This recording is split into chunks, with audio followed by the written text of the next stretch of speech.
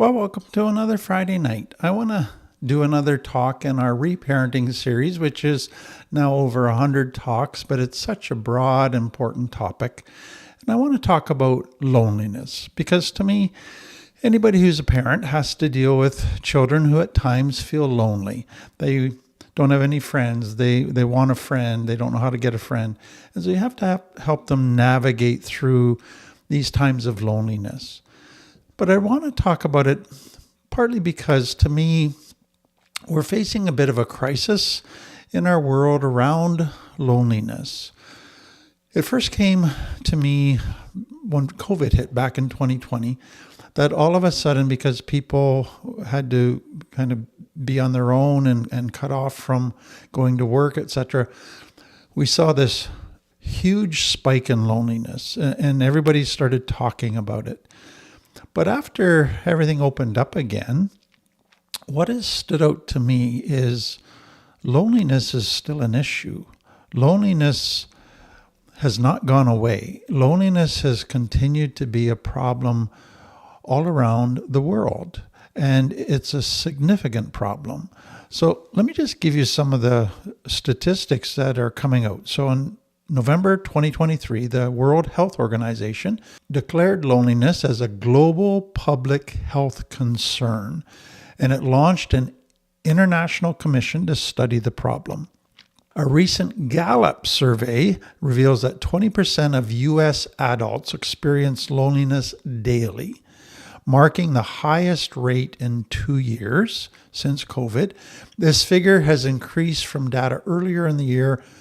It's still a bit lower than where COVID was at when it was 25%, but it's getting up there again. And then a comparative overview conducted by the Joint Research Center of the European Commission indicated that 8.6% of the adult population in Europe experienced frequent loneliness and 20.8% experienced social isolation, with Eastern Europe recording the highest prevalence of both phenomena. And then the annual National Household Income and Labor Dynamics in Australia survey reported a steady 8% rise, in agreement with the statement, "I often feel very lonely," between 2009 and 2021. Responses indicating strongly agree rose steadily by over 20% in that same period. So it's just like there's this growing awareness that loneliness is an issue. But there's another growing awareness, and that is that loneliness, there's consequences to it. So prolonged loneliness is now considered as harmful as smoking 15 cigarettes a day.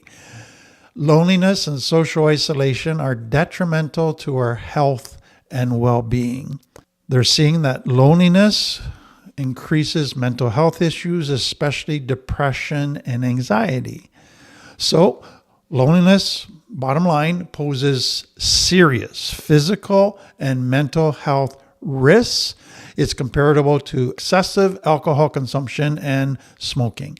It's associated with poor sleep, increased risk of cardiovascular diseases, depression, anxiety, and premature death. And it often results in people getting into addiction. And they now see that it affects the brain negatively. If you remain lonely for more than a month, it begins to impair your concentration, creates memory loss issues, and changes your cognition abilities.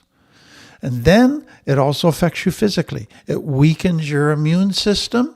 It makes your body feel as if it's under attack. And it even makes you feel colder. It increases your risk of cardiovascular disease and increases your likelihood of an earlier death. So it's an issue. It's an issue that has major consequences in every area of our life. And so I want to look at this issue. And I want to begin by just dealing with some of the misconceptions I think that people have around loneliness. So I think a lot of people think that the more friends you have, the less lonely you are. The problem with that is that many people have many superficial friends, but they still feel lonely. So the issue isn't the amount of friends you have. The issue is that you have the type of friend that you can experience true emotional connection, attachment with. They're safe. You can be open and vulnerable. That's what gets rid of loneliness. It's not the amount of friends that you have. Secondly, many people think that if you're married, then you won't be lonely. And what they found from studies is that 60% of married people feel lonely. So marriage is not the solution to loneliness, because many people who are married are in a relationship with an emotionally unavailable person. So they still feel lonely. Another misconception is that introverts experience greater loneliness than extroverts. So extroverts are the people, and they just like being with people. So they think, oh, they're never lonely. No, it's not about your personality. It's about your ability to attach securely to people. If that is interrupted, if you have only experienced insecure attachment, doesn't matter if you're an introvert or an extrovert, you're going to experience loneliness. And then another misconception is that loneliness is just bad. There's nothing good about loneliness. Loneliness can be very bad. We've seen that. But there's a type of loneliness that can be very good for periods of time. It can lead to greater self-understanding, growth. So loneliness is not just a negative across the board. Let me go now to defining what we mean by loneliness. So it's defined technically as a social pain, a psychological mechanism that's designed to motivate people to seek social connections. So if you look at your hunger and thirst mechanism in the body, if you don't have enough food or water, that mechanism is engaged and you have the feeling of hunger or thirst. What has happened in the psychological is if you don't connect, it then engages this longing, this thirst for connection, this feeling of loneliness that I'm missing something. I want connection. So understand again, it's not just the lack of people in one's life that causes loneliness. It's the lack of true connection. That's what we're driving at over and over again. That's what gets misunderstood by so many people. But I need to take it further. Loneliness is not just about the lack of connection with other people, though that's true. It's also about the lack of connection with yourself. And we're going to explain that in a bit, because that's what comes out of complex trauma. You don't connect with others, and so you stop connecting with yourself.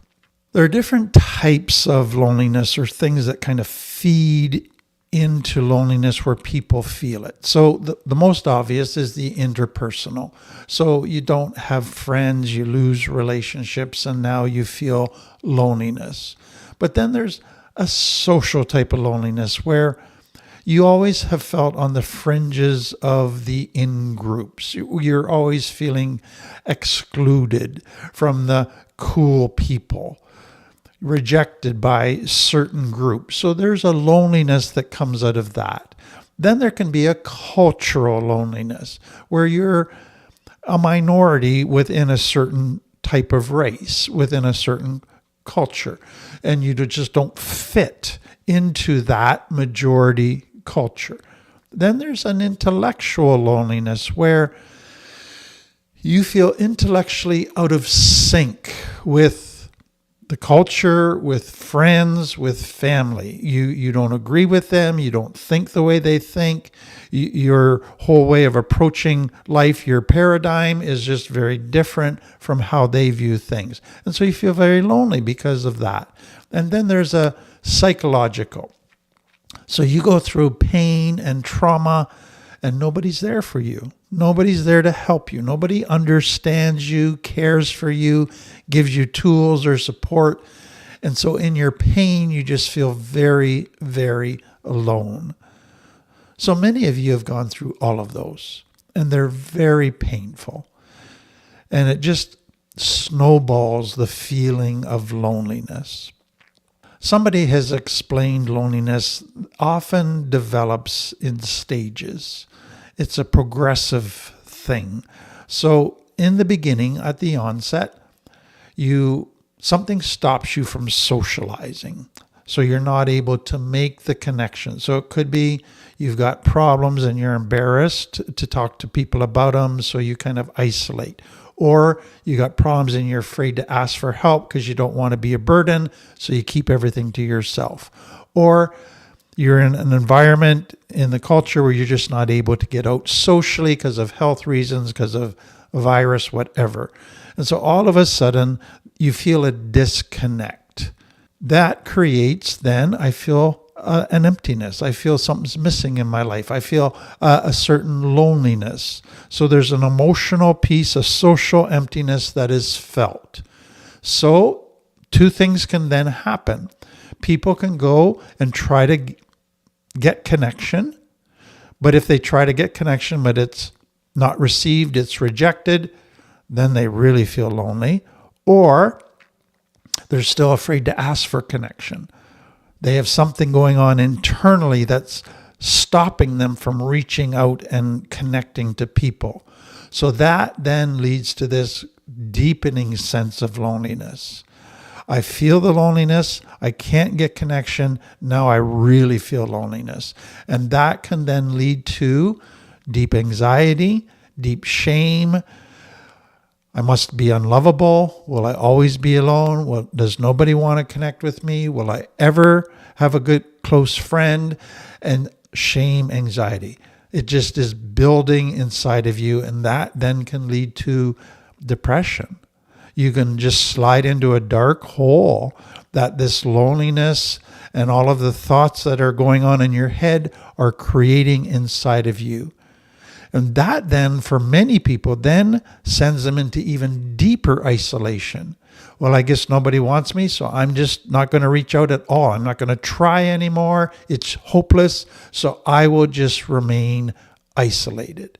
And that then just deepens the feelings of loneliness even more. So it becomes a vicious circle for many, many people. Now, what I have found over the years is a lot of people are going through loneliness, but they don't initially detect it. They don't initially even know that that's what they're feeling. So it's like they've been disconnected for so much of their life, they don't even know what to look for, that they're going through loneliness. So let me give you some of the signs that you might be sliding into loneliness. You have been going along feeling pretty good about stuff, but all of a sudden things are just feeling off. Now that could be loneliness, it could be all kinds of other things, but what I want you to see is loneliness could be one of the things that's causing you to feel a bit off in your body, emotionally, mentally. Then you find yourself antsy. It's hard to just settle down and do your healthy routines, to just be quiet, to just be content. There's something unsatisfied in you that's not allowing you to relax. And then you notice that your healthy routines are starting to slip. So the things you used to do every day, you're just not doing them now, that you're letting them slide. And then you're spending more time in distractions, more times on social media, more time watching TV, more time in mindless activities. You begin to develop these feelings, thoughts that nobody loves me, nobody cares about me. And that can develop some pain, sadness, anger, hurt. All of those things begin to just bubble away below the surface. And then you notice you're becoming more negative in your thinking. Negative about your friends, family, the world, your circumstances, and this growing negativity is happening. And so what I want you to see is that your emotional world's getting more dark, your mental, intellectual world's getting more dark. it's pulling you in a darker and darker place. And then when you do go out socially, you can be surrounded by people, but you feel all alone. You feel disconnected from people. And that leads to a feeling of hopelessness. That just leads to a feeling, a kind of a persistent low mood. Then you can become very negative in your self-talk. Your internal critic is now putting you down all the time, telling you you're not good enough, nobody wants you. Or you can go to just obsessively thinking about relationships, about some fantasy, romantic relationship that's all you need, and then you'll be good. All of those things are signs that loneliness is settling in. So if you got those, just pay attention to them as we move forward.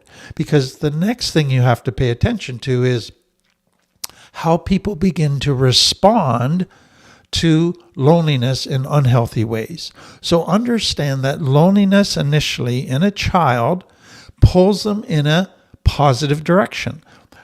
They feel lonely, they want to reach out and connect, to phone somebody, to talk to somebody, to get a hug from somebody. They want a friend. It pulls them to all of that authentic openness, connection stuff that's very positive. But what happens when complex trauma is in a child's life and they reach out and nobody connects with them? People just reject them, criticize them, they get more pain.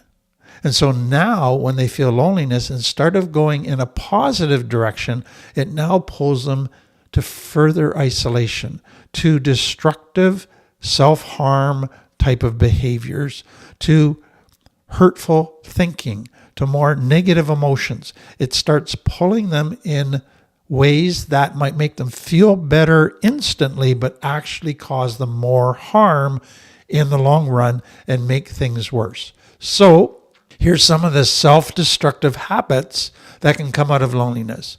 People can slide into substance abuse. They begin to drink excessively, use drugs, overeat. They're just numbing emotions. Or some engage in self-harm because self-harm causes opioids to be released in the brain, which causes them to feel good. It numbs the pain. It helps them cope with the emotional pain. Some begin to neglect their self-care. They're just so full of anxiety and depression. They ignore taking care of themselves, their nutrition, and they begin to lose motivation. Others begin to slide into unhealthy social patterns. They can become extremely clingy. And so now they want to overattach. They force themselves on people. They become overly dependent on people to be there for them, to give them emotional support. They can wear people out with their neediness. Others isolate even further. Who needs people? They push people away. People try to reach out to them and connect, and they just push them away. They avoid social interaction. They ghost what used to be their friends, and they just go into total isolation. Some begin to slide into trying to create connection like they did as a child, not by being good, but by being bad. Let's create drama. Let's create a crisis. Let's get everybody to feel sorry for me, to rush in and rescue me. That's the only way I'm going to get noticed. That's the only way I'm going to get connection. And then others, when people do reach out to them, they can't put the brakes on sharing. They now overshare. They talk. They don't listen. They say too much. They try to drive every conversation to this deep, intimate level about all their problems. And that causes people to get tired of them. For some, loneliness pulls them in a negative direction of reckless or impulsive behaviors. So now they just want a rush. They just want a instant gratification. So they get into casual or risky sex. Anything that gives them pleasure and some instant validation and some feelings of connection. Or they impulsively spend money they don't have just because it feels good. It takes them out of their loneliness pain for a little while. Others get into reckless thrill seeking. Anything that gets the adrenaline going, doesn't matter how dangerous it is.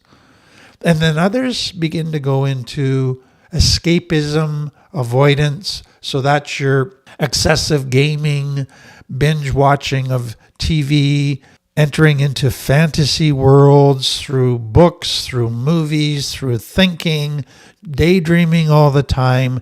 They're avoiding living in now. They're dissociating into an alternate world that others have created for them, or they're creating for themselves, just so they don't have to feel the loneliness. And then others seek validation in unhealthy ways. So they post provocative stuff on social media or overly emotional content, looking for validation. It's not really the validation they want, but it's better than nothing. Or they engage in toxic relationships.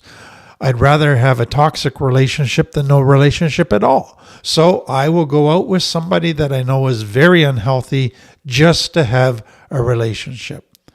And then others, when they're in their loneliness, they just start to self-sabotage. They sabotage everything good in their life. They stop healthy daily routines and habits. They stop healthy relationships. They start missing work. They start neglecting their children. All the good things in their life, they start sabotaging. Now let me go to just how our culture, and I'm talking mainly about Western cultures, have contributed to loneliness. Because I think this is an important layer in understanding loneliness. So loneliness predominantly is about lack of connection internally in significant relationships. But culture has fed into this to a degree. So number one, Western culture has been very much focused on individuality, being independent, being able to be your own person, to follow your own dreams, to do what you want. And that's all been very healthy in many ways. But what it's led to is this myth that the best people are self-sufficient. They don't need anybody. That's the truly strong people. They can meet all their needs on their own. They don't need to anybody else. That's a Western cultural thing that has fed into loneliness. Then Western culture has also defined strength, I think, in very unhealthy ways. And one of the definitions of strength is that I don't need anybody. I soldier on. I can shove my emotions down. I just get through. I don't become vulnerable to anybody. I don't show emotions that would cause me to look weak to anybody. I don't ask for help from anybody. All of that would be perceived as weakness. So strength is I don't need anybody. And that has fed into loneliness. Then the whole digital world, and this is all over the world now, where people can have kind of digital connection, but not real connection. And I need to say that I think real connection can be experienced through the digital world. But I think the digital world makes it very easy to have superficial connection without real connection, to make you feel like you're connecting to lots of people, but not at that deep, deep level. And then another thing that's happened in our world is urbanization, people all moving to cities, which has resulted in transient cultures. People don't get to know their neighbors. And so you live in this very populated place, but don't really connect with anybody because that's city mindset. And then another thing is work and productivity obsession. So we have to be productive. We got to work long hours. And so you don't take time to build friendships. You don't take time to connect with people because the priority is the paycheck. The priority is being productive. And then as our culture has evolved, there's been a decline in kind of traditional institutions that brought people together.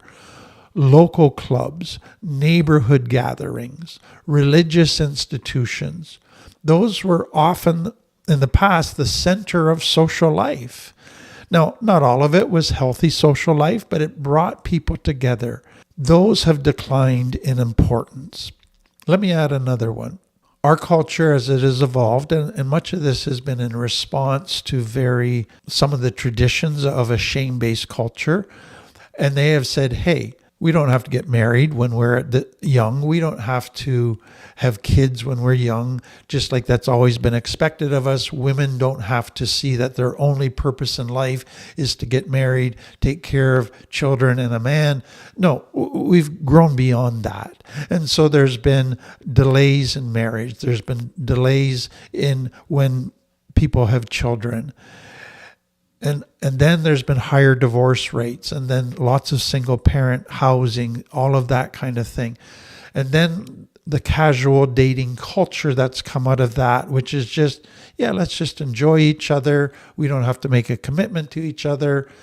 And so let's not even talk about marriage. Let's just hook up once in a while.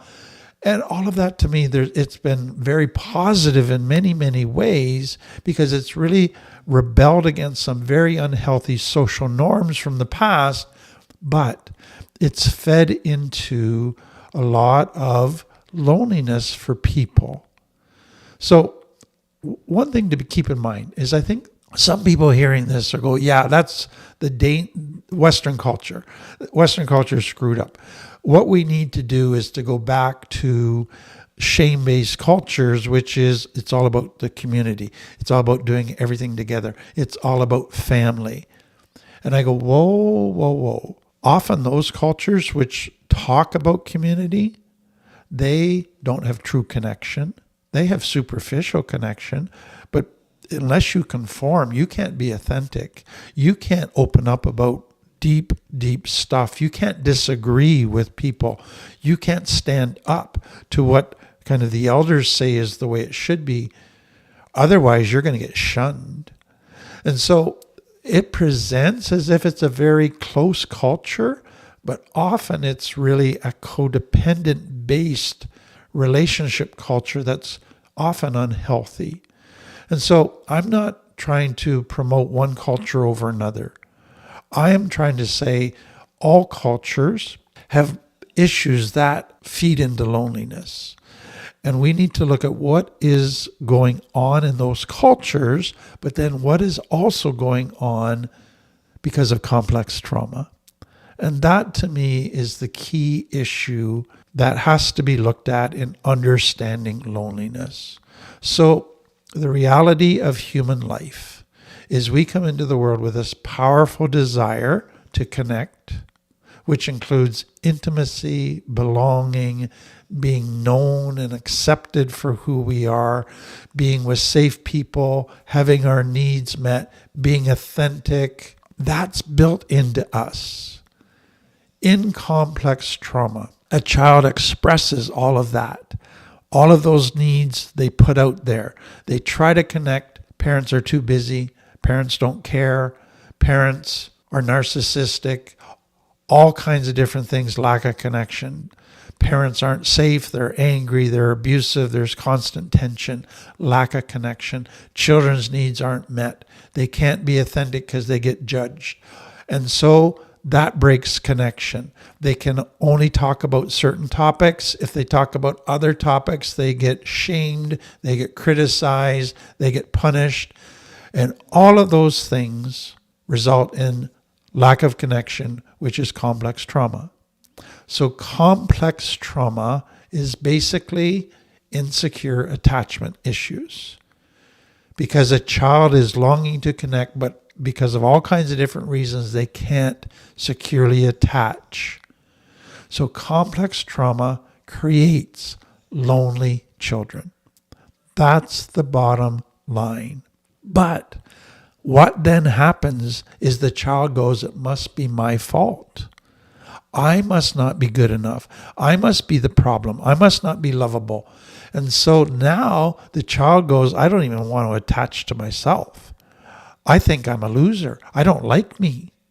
And so now they don't have attachment with others, but they now break attachment with themselves. What that then leads to is they feel abandoned by others, but now they abandon themselves. I don't want a relationship with me. I don't like this me. I wish I was someone else.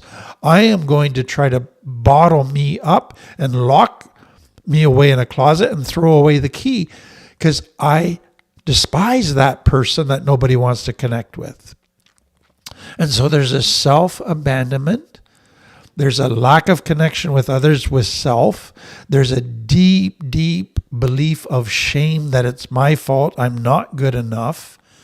And so what else is happening in complex trauma is I can't be authentic, because if I am authentic, it results in lack of connection.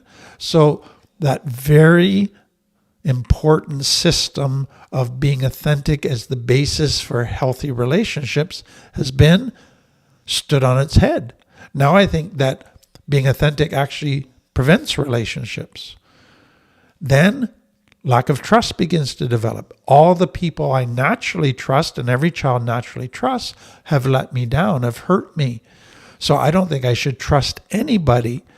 So now how do you build connection and healthy relationships that solve loneliness if you don't trust people? So another very important foundation stone has been messed up because of complex trauma. But then in complex trauma, the child feels that their needs are causing them to get judged, to get criticized, to get punished. So they keep trying to suppress their needs. They see their needs as bad. They try to take care of everybody else's needs, and they feel that they're always a burden. So now, how do you build healthy relationships if I never want to express my needs, if I never want to be a burden? That feeds into deepening loneliness.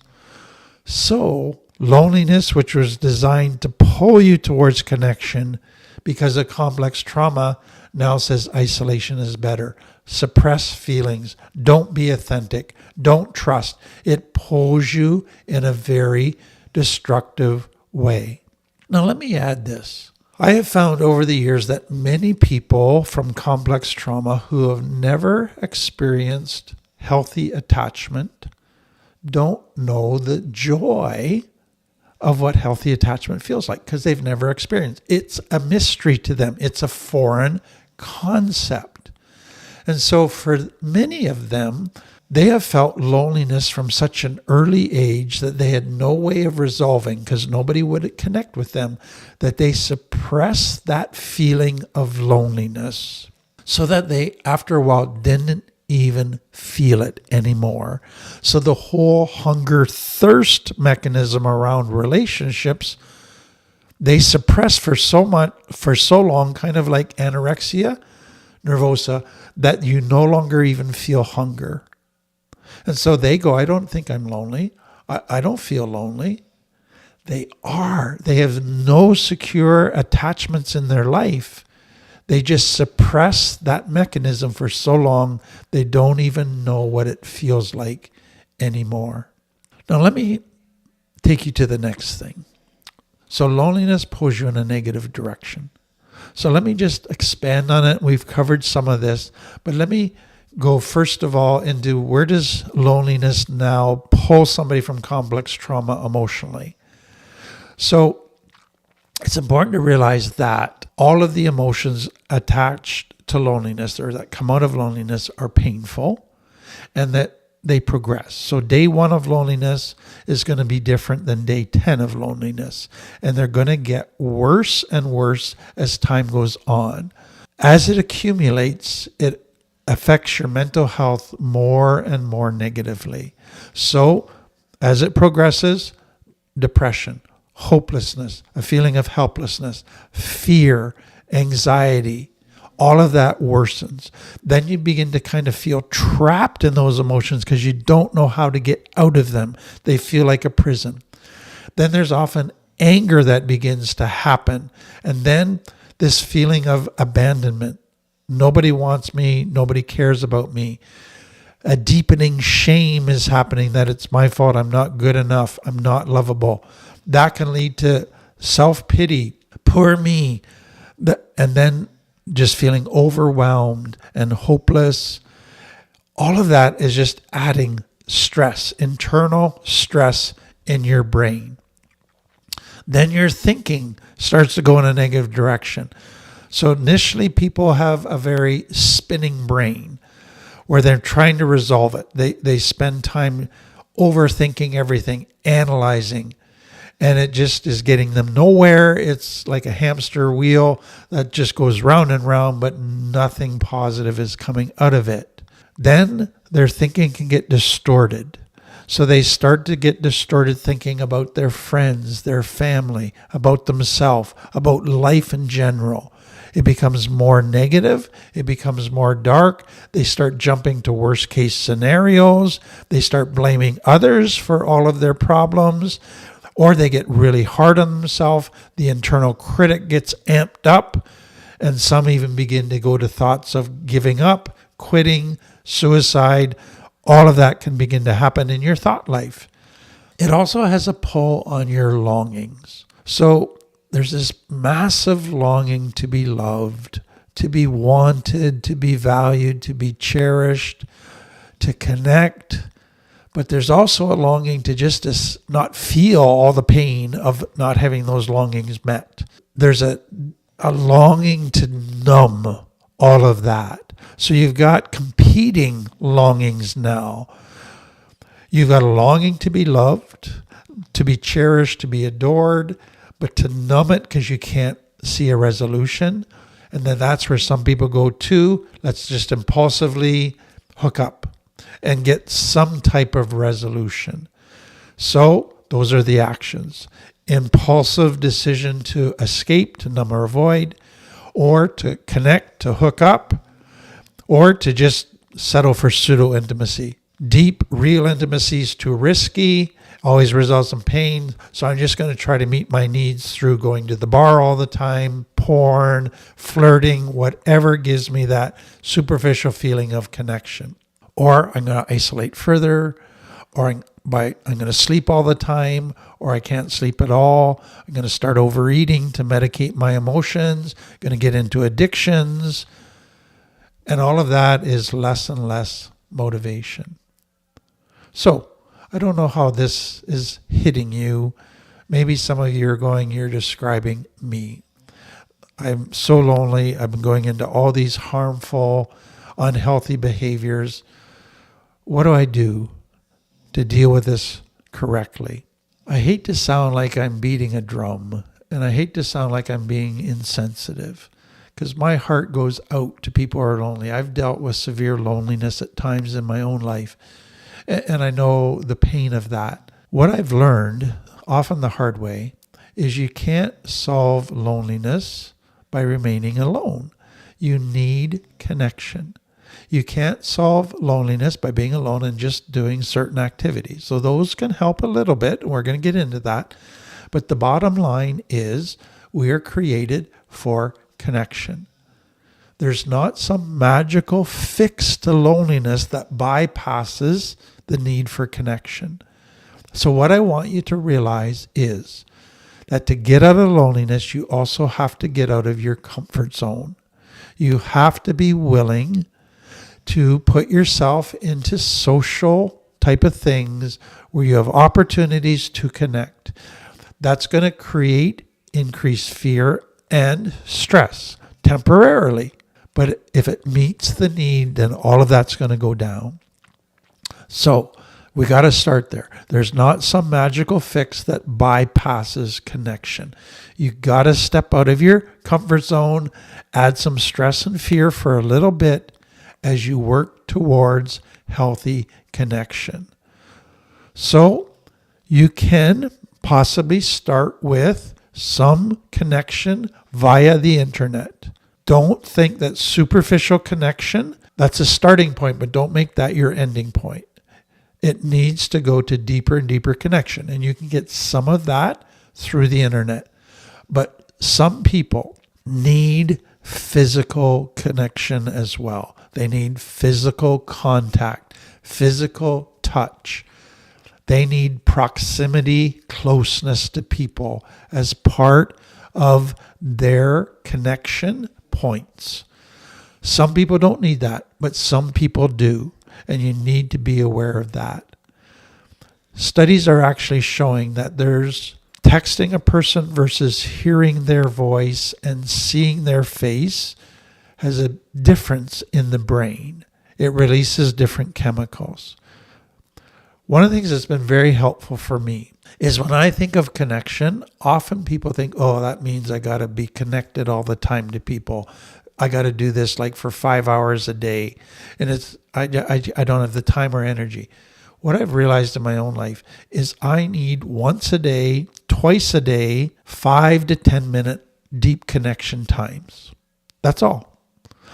I need the odd day where I have deep connection for long periods of time, an hour to 2 hours. But on any given day, if I can get a couple times a day, 5 to 10 minutes of real, authentic connection, that is so important and so satisfying. So understand that we're not talking about you got to connect for hours every day. We're talking about deep authenticity for a 5 to 10 minute period. There's another piece here that to me is so significant for people. Many people from complex trauma can't connect with others until they learn to connect with themselves. That really needs to be the starting point. Building a relationship with yourself, coming to accept who you are, not rejecting who you are anymore, becoming your own friend. And so taking yourself on dates, begin journaling, exploring your thoughts, your feelings, doing some writing, doing different hobbies, creative stuff, doing stuff that you just enjoy, play. All of those things become so important for beginning to connect with yourself again. But then if you're going through a time of loneliness and you're connecting with yourself and with others a couple times a day, you're still going to need to do some other stuff. And what I find is there's unhealthy distractions that are mindless, but there's also healthy distractions. So get off the couch, do something productive, a project, volunteer, help out in something that gives you pleasure. It might be with animals. It might be just organizing, cleaning somebody's house, all of those things, but it helps fill the time. It helps release good chemicals in your brain. It helps you feel like you're doing something productive and beneficial. All of that is so important in dealing with loneliness.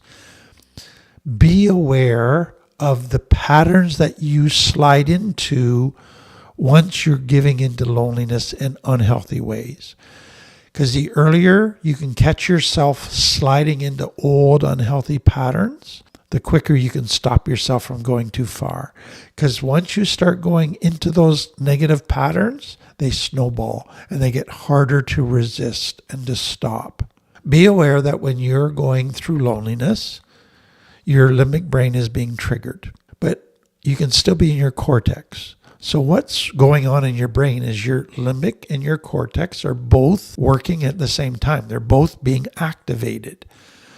So the danger is to let your limbic brain take over and let loneliness win, and then it pulls you in negative directions. The healthy way is to go, okay, get in my cortex, be aware of what's going on in my limbic brain, acknowledge it, explore it, look for ways to help my limbic brain deal with some of the pain, but stay in my cortex. Keep grounding myself, taking time to get centered, to be mindful, and to make good, healthy decisions so that my cortex stays in the driver's seat.